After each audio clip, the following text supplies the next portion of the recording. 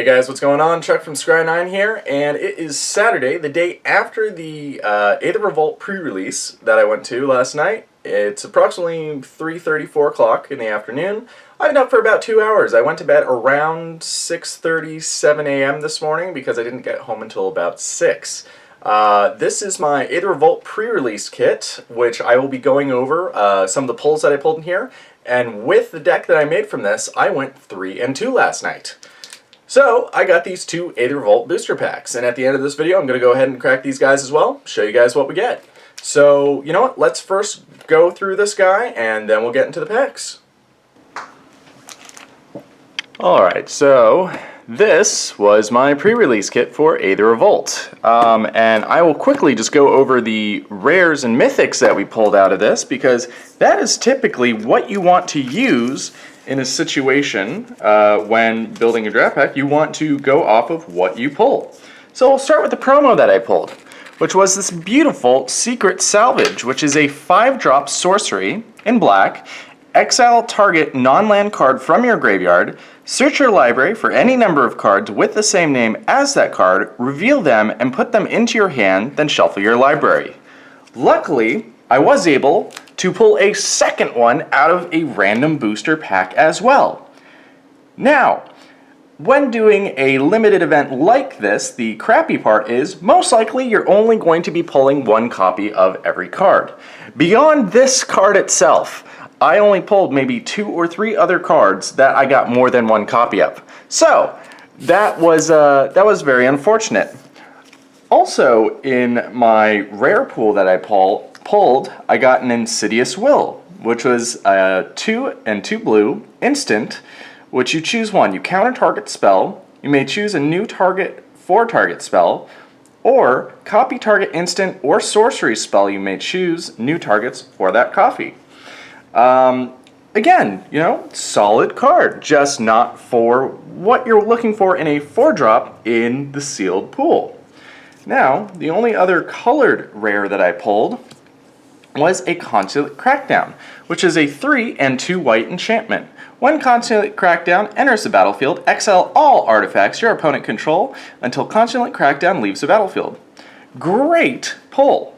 Beyond that, I got an Inventor's Fair, Lifecrafter's Bestiary, which this is a 3-drop artifact. At the beginning of your upkeep, scry 1. Whenever you cast a creature spell, you may pay a green. If you do, draw a card. And then the 1 mythic that I pulled, drumroll, for Planar Bridge, which is a 6-drop legendary artifact. And after this has come out, if you pay an additional 8, you tap this, search your library for a permanent card, put it onto the battlefield, then shuffle your library. So that does not trigger any cast ability. You are not casting the card. You are putting it on the battlefield. So, looking at this amazing pull in rares, 2 black, 1 blue, 1 white, 2 artifacts, and an Inventor's Fair, naturally I drafted a green, blue, white deck, not using any of those. Okay, to be fair, I did use Inventor's Fair, but I never got a trigger off of it, nor did I ever have 3 artifacts out at one time, so it was pretty much just garbage. Pretty much what I was doing with my deck. My 1-drops, I did pull 2 Renegade maps. Because I was running 3 colors, I definitely needed some mana fixing, and these guys were amazing. I got them in almost every opening hand, as well as Prophetic Prism, which allowed me to get a tap mana into it and get any mana out of it. For removal, the one big card that I've really liked is the Aether Meltdown, because they can drop a big vehicle, and this will just -4, -0 it, so now it's not really a threat.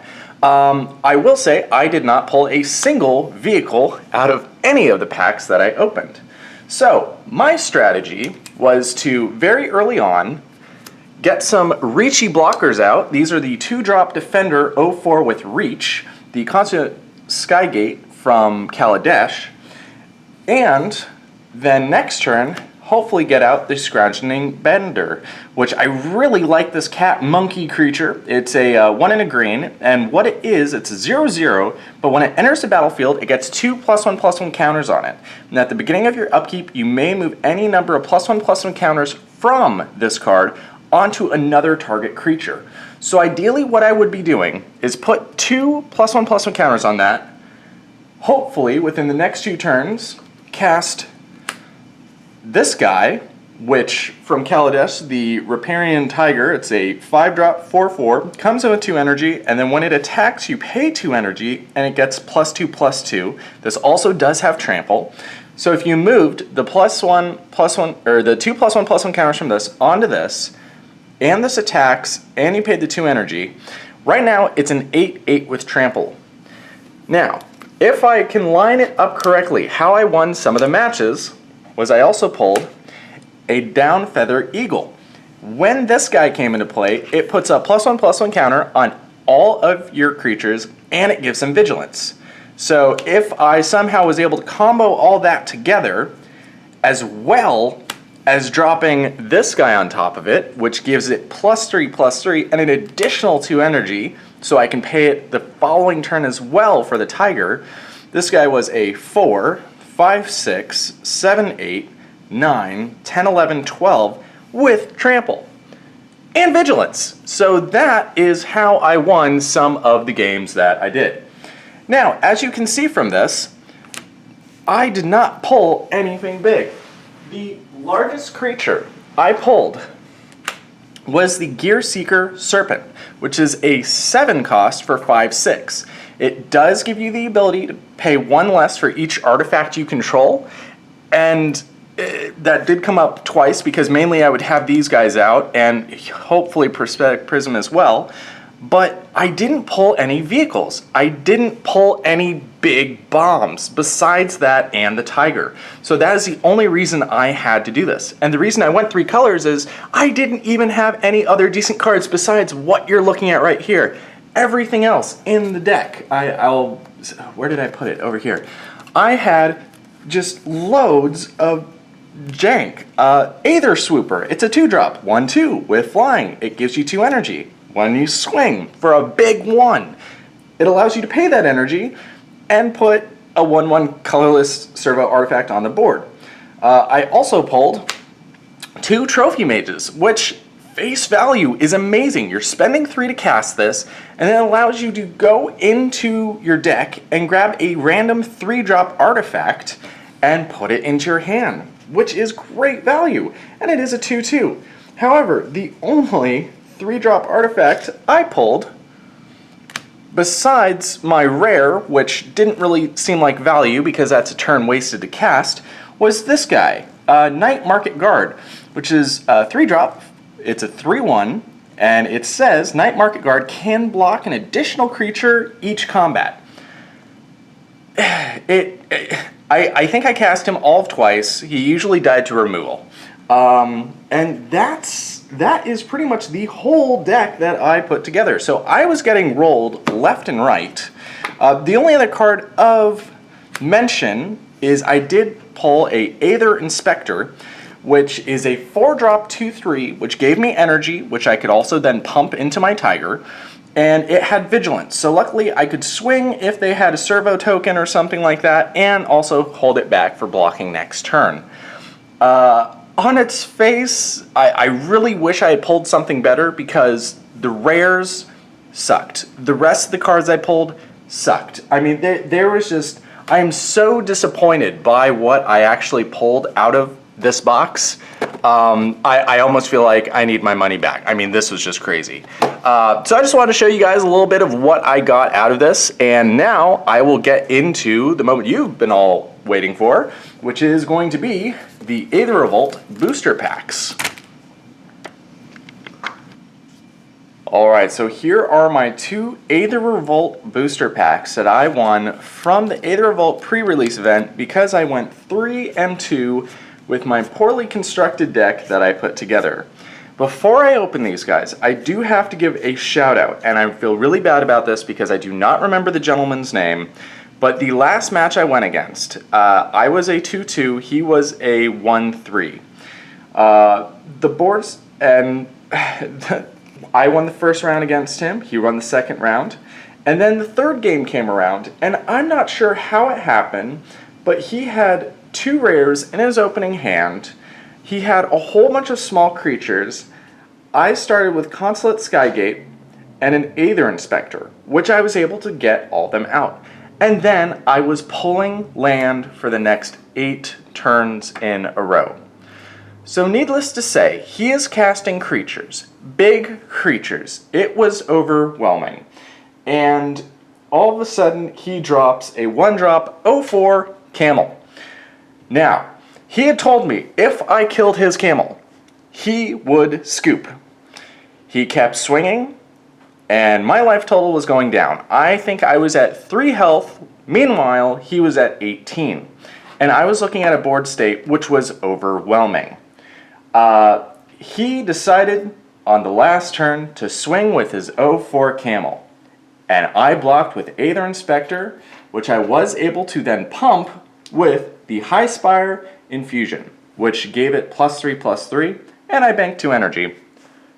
Because I killed the Camel, he retreated all of his creatures. He scooped, and he allowed me to win so I could get these 2 booster packs to open for you guys today.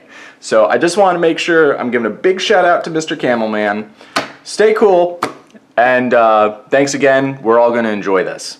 So let's go ahead and just open the Aether Revolt booster packs. Here's number 1. See if we get value. I'm going to actually go through all of these. I'm not going to read abilities unless it's something very special.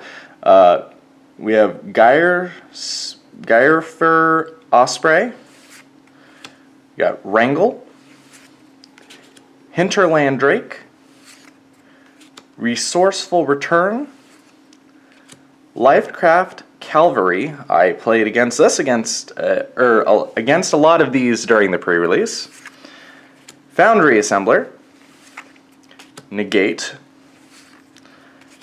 Prize Fighter Construct, and Seatworks Brawler. Now I believe we're moving on to our and a Renegade map. I really enjoyed this card for mana fixing. That was a perfect 1-drop. Well, it's not perfect. It's kind of like the green 1-drop where you get the 2 energy and it brings it to your hand. But if you're not running green, this is a good alternative for a 1-drop. Moving on to our uncommons, we have Gremlin Infestation, Thopter Arrest, Servo Schematic, and then our rare, Yeheni Undying Partition, which is 2 and a black for a legendary creature, which is also an Aetherborn Vampire. He is a 2/2 with haste.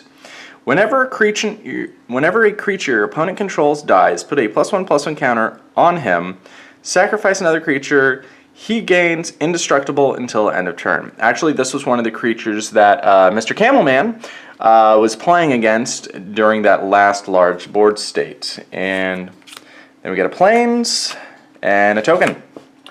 Alright, so that's pack number 1. Pack number 2. Before I open this, I hope you guys enjoyed this video. If you did, go ahead and shoot me a like. It helps out a lot. Also, if you want to, feel free to leave a comment down below. I will read them and try to respond. And, you know, if you haven't already, feel free to subscribe to the channel and hit that little bell up top because it'll let you know when I'm posting new videos.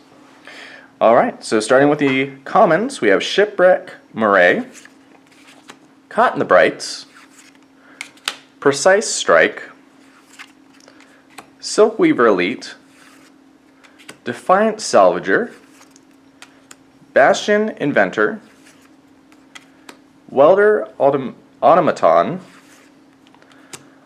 Lathnu Sailback, I'm sure I didn't say that right.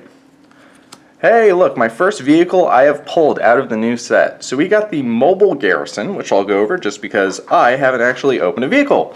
So this is a 3-drop, 3/4. Whenever it attacks, untap another target artifact or creature you control, and it's a crew 2. Wow. So essentially you're tapping a creature with power 2 or greater into this to crew it, And then you can untap that creature when this attacks, just so you have it as a blocker next turn. That's ridiculous. I'm sure there's other combos in there as well. Aether Stream Leopard. Now moving into the uncommons. Ironclad Revolutionary. Malfist Revolutionary. Good amount of revolutionaries in this pack. Siege Modification. And then our rare, thank God it's not a black, we have Barl, Chief of Compliance, which is 1 and a blue. He is a legendary creature, Human Wizard, which is a 1/3. This is the big one, folks. Instant and sorcery spells you cast cost 1 less to cast. Whenever a spell or ability you control counters a spell, you may draw a card. If you do, discard a card. Alright, Thing in the Ice decks, make sure you're running this when the sets release if you keep going that direction. I think that is going to be a huge combo piece for that. We also then have a Swamp and 8 Artifact Servo Token. Again, guys, thanks for coming out and checking out this video of the pre-release kit that I opened up. Hope you guys enjoyed it. As always, I'm Chuck from Scry9, and I hope you guys keep scrying.